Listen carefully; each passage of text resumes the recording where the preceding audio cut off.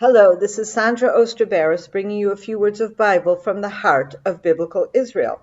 This week's Torah portion is Naso, and I would like to focus on just a few little verses that are in the middle of the Torah portion that refer to the Aaronic blessing, the blessing that the priests are supposed to convey upon the children of Israel. And this is in chapter 6, beginning with verse 22. And the Lord said to Moses, "Speak to Aaron and to his children. This is how you will bless the children of Israel. Say to them." And then we have the 3 verses of the Aaronic blessing. And at the end, we have the final verse here. There's 3, it's 3 verses of the blessing itself. Then the final word, it says, and they shall place my name on the children of Israel, and I will bless them. So before we get to actually the content of the blessing, what we have here is that there will become a responsibility of the priest, Aaron and his sons, and that is the priest, what we call the Kohen, the priest in the nation of Israel, and they will be blessing the nation. And then what God says is that in so blessing, what they are essentially doing is placing God's name on the children of Israel. And in that way, they become a vehicle for God to bless them. He says, and they will place my name on the children of Israel, and I, God, will bless them. So, first of all, I think it's very clear what's going on. The priests are not themselves conveyors of blessing. They are blessing the nation.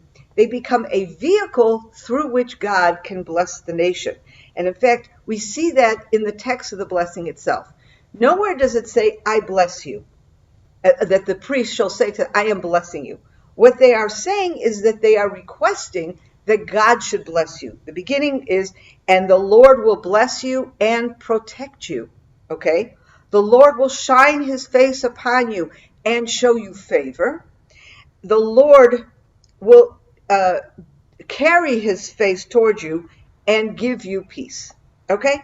So basically, what the priests do is they are requesting that God bless the nation and provide the nation with these certain things.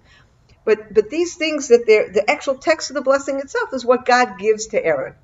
Okay? So it's a very interesting thing because it is God who's determining the content of the blessing. It is very clear from these verses that it is God who's actually doing the blessing. The priests are just kind of requesting that God bless the nation. So then you may ask, well, what's the function of the priests? What do we need the priests for if indeed God has given the text and it's God who's doing the blessing? And I think the secret to all of this really has a lot to do with how God views the relationship between human activity and God's actions. And you could say the same thing about prayer. And I think all of us struggle with this idea to begin with. We say God is all-powerful, and we say God knows what is best for us. So if God knows what is best for us, why do we have to pray? Why do we have to ask God to do things for us when we believe he already knows what he wants to do and he knows what's best for us? But clearly God wants us to pray. And this is the same idea here. God wants the priests to be blessing the nation of Israel. And I think that what God wants of us is that we should not sit back and be passive. God wants to ensure that we are always involved. And he's also giving things to us from our perspective. Okay, God may know what's best for us, but God is dealing on a completely different sphere. We as human beings know what we want. We know what we believe is good for us, and God wants us to be making those judgments and turning to him, requesting those things. God wants communication with us as human beings. He wants to hear our voices. He wants us to be turning to him with these requests. When it comes to the priests, I think it's very clear here, and especially in the way this is structured, that the priests do not have magical powers. This is a hereditary position. It begins with Aaron and is passed on through his children to this very day.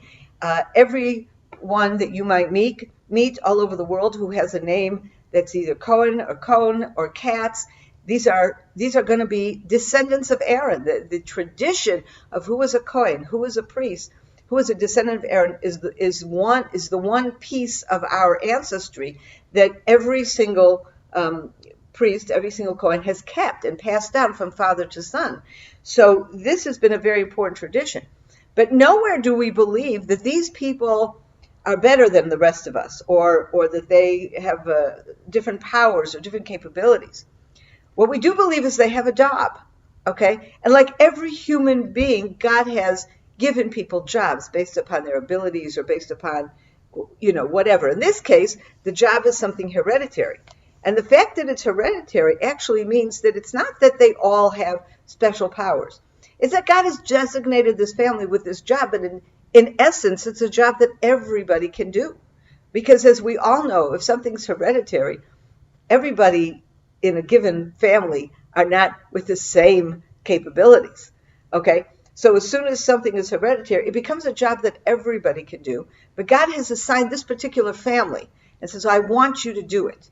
And so this becomes their job, to get up there in front of the nation and bless the nation, to draw from God, to actually, and here it's a very interesting situation, because in practice what happens is the priest, and this happens today in the synagogues, the priest stands up in front of the congregation, covers himself with a talit, so you know the priest is facing you, but you don't see him, okay?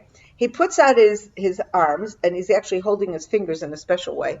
And all of it is under the talit, so you don't see him. And in fact, the custom is for the congregation not even to look at the priest as he's uttering these prayers, even though you really can't see anything. You don't see his face, you don't see his hands. But even though you can't see him, not even to look. Because it is not the priest himself who is important. The priest is just fulfilling a role. The priest is just reciting these verses, reciting them with intent, with passion. He takes his role very seriously. But it's not him that we should be facing. And it's not him, this priest, that we need to be believing is the source of our prayer. The source of our blessing. The source of our blessing is God.